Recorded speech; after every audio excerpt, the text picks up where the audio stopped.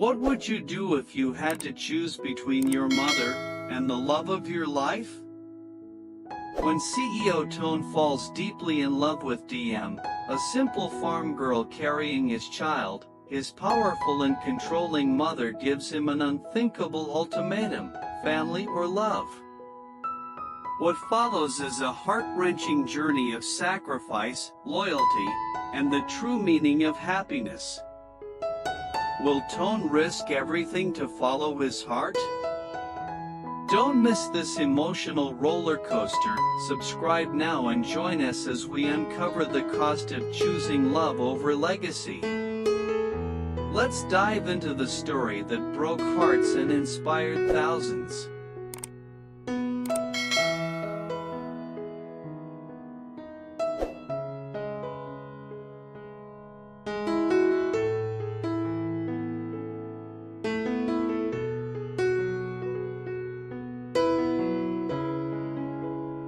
Ever since Diem became pregnant, CEO Toan had changed. The once workaholic businessman who spent nights buried in reports and boardroom meetings was now a man transformed by love and responsibility. He made it a point to visit Diem every day after work, bringing her warm meals, fresh fruit, and prenatal supplements. Sometimes he would stay the night at her modest apartment near the countryside, rubbing her back as she fell asleep, whispering soft promises about the life they would build together. Toan wasn't just in love, he was building a home, a future. But someone else had been watching and fuming. His mother, Madame Bitch, a stern woman with sharp eyes and sharper instincts, had built the family's business empire from the ground up after her husband's death. She raised Toan to be her heir, the chosen one to carry on the Tran legacy. She had always been strict, cold even, but her love for Toan was unquestionable until Diem came into the picture. In Madame Bitch's eyes, Diem was nothing more than a distraction, a gentle, lower-class farm girl who didn't deserve a seat in the Tran family. For months, she had tried to stay silent, hoping this infatuation would fade. But the final straw came one rainy evening. Madame Bitch's driver had spotted Toan outside Diem's apartment, holding an umbrella over her head as they laughed and kissed like young lovers. The scene was tender, innocent even, but to Madame Bitch, it was an insult, a betrayal of everything she had sacrificed for her son. That night, she summoned him to the family estate, her voice icy over the phone. "Come home. We need to talk." When Toan arrived, the tension in the grand living room was palpable. The chandelier flickered above them, casting shadows across the cold marble floor. Madame Bitch sat stiffly in her chair, eyes locked on her son. Without hesitation, she laid down her ultimatum. "Toan, I've turned a blind eye long enough," she began, her tone emotionless. "You're spending your nights with that girl, acting like some love-struck teenager. This is not the future I raised you for. You're the head of this family. You have a legacy to protect." Toan swallowed hard. "I love her, me." The words hung in the air like a slap. "You love her," she repeated, almost scoffing. "Then choose. It's either her or me." He stared at her in disbelief, but she wasn't done. "If you choose her," she continued, voice now trembling with quiet rage, "you will leave this house. You will leave this company. Everything your father and I built will be passed to your sister." You will no longer be my son. Silence. The kind that crushed hearts. Toan couldn't breathe. His world, the two pillars of it, were collapsing into one impossible decision.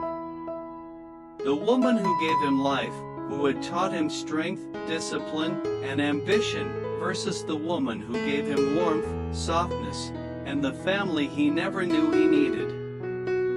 He looked down at his hands, as if hoping the answer might be written in his palms. But there was nothing, just pain. His mother stood up, adjusting the diamond ring on her finger. Think carefully. Because once you decide, there's no turning back. And then she walked away, leaving him standing alone in a palace that suddenly felt colder than ever.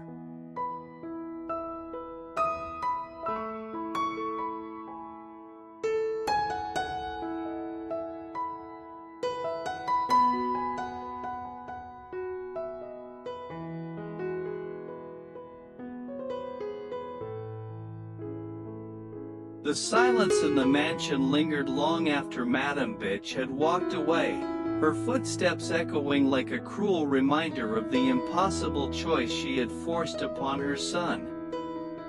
Toan remained standing in the grand hallway, his heart a chaotic storm of guilt, sorrow, and disbelief. Never had he imagined that loving someone could lead to this, being torn between the woman who gave him life and the woman who now carried it forward.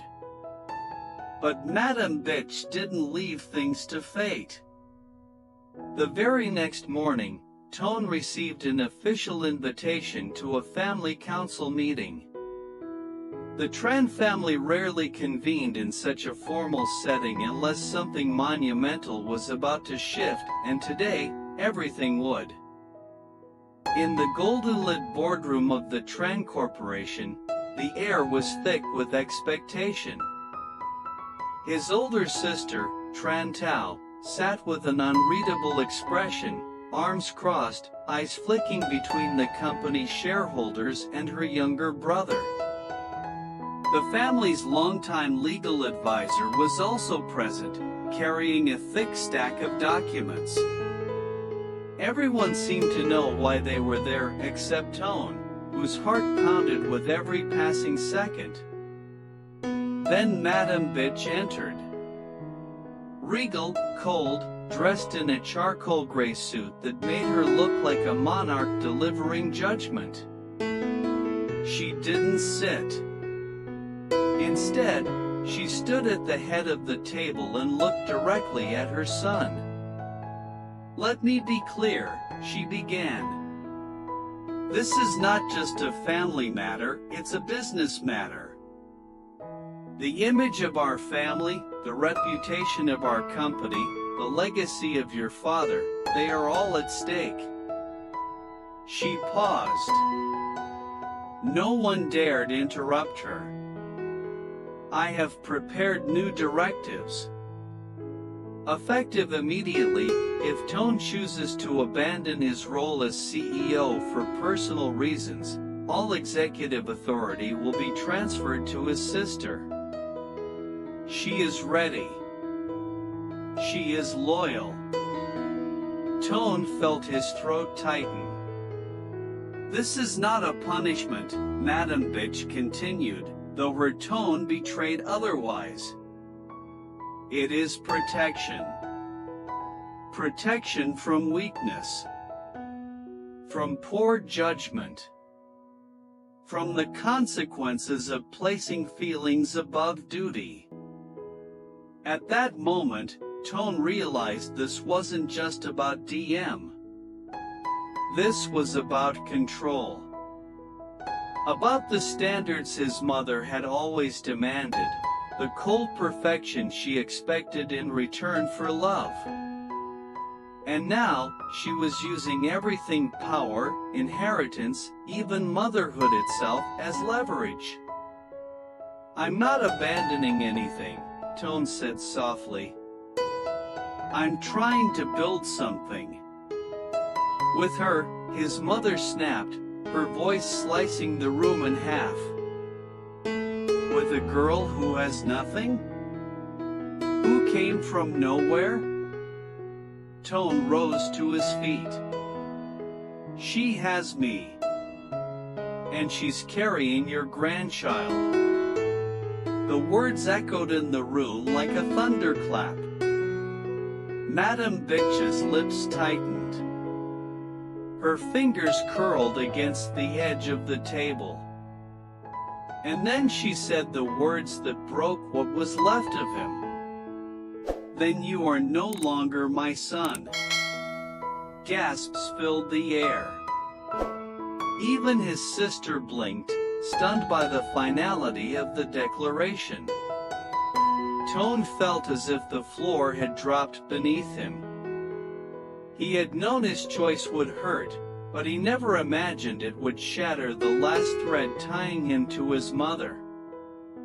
The woman who had once held his hand through every childhood fear now cut him off like a diseased branch from a sacred tree. The meeting ended without further discussion. The documents were signed.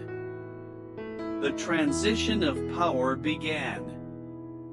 And Toan walked out, not just from the boardroom, but from a life built on duty, expectation, and a love that had always come with conditions. What lay ahead was uncertain.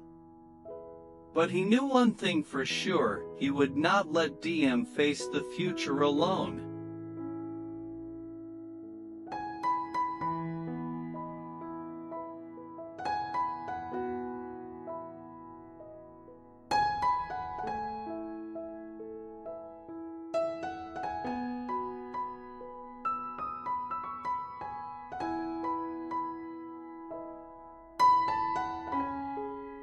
That night, the Tran family estate felt emptier than it ever had. Toan sat alone in his childhood bedroom, the same room where his mother had once read him stories under the stars painted on his ceiling, the same room where dreams of becoming a great leader were born. But now, everything felt unfamiliar, like the past had been rewritten. The walls whispered of betrayal, not comfort. In his hands, he held an old photograph, a young Toan, maybe 8 years old, grinning beside his mother, both of them barefoot in the garden, hands covered in soil from planting a lemon tree. It was a rare moment of warmth, back before the empire grew too big, before expectations became iron chains. He traced the edge of the frame with his thumb, eyes burning. He had always believed that love, even from someone as strong as his mother, would survive disagreement. That deep down, beneath her harsh exterior, she would see the man he had become, not the heir she wanted him to be. But she didn't. And now, he had to choose. Across the city, Diem sat by the window of her small apartment, cradling her belly. She had sensed something was wrong when Toan hadn't called after the family meeting. Her heart ached with anxiety. Was he fighting for them or being forced to walk away? Toan finally arrived just past midnight. His hair was messy from running his hands through it 100 times, his eyes red-rimmed but resolute. Diem opened the door before he could knock, her expression a mixture of fear and relief. He stepped inside without a word and pulled her into his arms.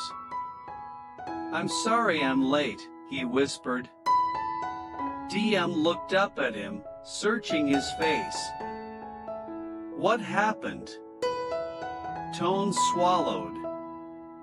"I chose you." The silence that followed was soft, but profound. She reached for his hand, guiding it to her belly. The baby kicked gently, as if responding to his father's voice. "You left everything?" she asked quietly. He nodded. "I walked away from the company, from the house, and from her." Tears welled in Diem's eyes, not from sadness, but from the weight of what he had given up for their future. "Are you sure?" she whispered. "No," he admitted, "I'm terrified. But I know this is real. You and me, and the life we're building. I've spent years chasing someone else's dream. I want to build mine now. With you." They sat down on the couch together, wrapped in a silence that was no longer empty, but full of understanding, of love, of shared sacrifice. Days turned into weeks. Toan found work in a smaller investment firm, far from the towering skyscraper of Tran Corporation. They moved into a modest house in the countryside, close to where Diem had grown up. It wasn't the life of power and prestige he was raised to inherit, but it was a life filled with honesty, laughter, and new beginnings. And while his mother never reached out, Toan still sent her updates, letters she never replied to, sonograms she never acknowledged. Yet he hoped. Hoped that one day, her heart might soften. That she would see her grandchild, and remember the boy who once held her hand in the garden. But until then, he had no regrets. He had made his choice. And as he watched Diem fall asleep beside him, hand resting gently on her round belly, he knew. He hadn't lost everything. He had found everything that truly mattered. Hello, xin chào tất cả mọi người. Vậy là tập phim ngày hôm nay của kênh Lý Tử Diễm Review đã kết thúc tại đây. Nếu mọi người thấy tập phim ngày hôm nay hay, nhiều cảm xúc thì mọi người hãy cho mình xin một nút like, một nút chia sẻ và để lại bình luận ở dưới video nhé. Cảm ơn các bạn rất nhiều vì đã đăng ký kênh và luôn luôn ủng hộ kênh của mình. Điều đó sẽ giúp cho mình có động lực rất lớn trong việc sáng tạo các nội dung mới tiếp theo hay hơn nữa về Lý Tử Diễm và CEO Toan. Ờ, Cuộc sống có rất là nhiều điều bất ngờ và rất nhiều biến cố. Mọi sự bất ngờ sẽ còn ở phía sau. Liệu rằng Toàn và Diễm có đồng hành tiếp tục cùng nhau hay không sẽ được hé lộ ở tập tiếp theo, được phát sóng vào lúc 6 giờ sáng hàng ngày trên kênh Lý Tử Diễm Review giờ Việt Nam nhé mọi người. Cảm ơn, xin chào và hẹn gặp lại. Bye bye.